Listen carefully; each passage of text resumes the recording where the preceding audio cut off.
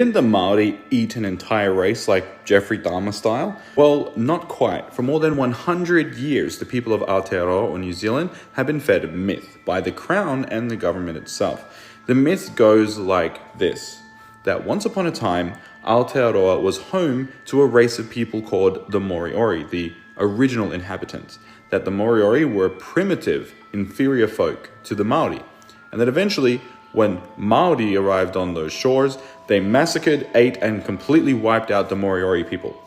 Now, this myth was busted decades ago, yet it has persisted for generations. Why? Well, it was taught this way because if Maori could push Moriori out of New Zealand, then later European migrants could push Maori out of their land.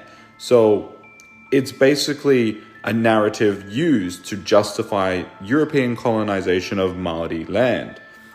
That is why the British were able to obtain so much land in New Zealand. There was many different ways that they did this, and this is one of them. Now, the Moriori originated from Maori settlers from the New Zealand mainland because they live in the Chatham Islands, which is basically to the southeast, so South Island East. And these people are not extinct, they are not inferior, and they were not wiped out by the Maori. They have only recently been recognized as a people because in the past they were considered and taught that they were extinct.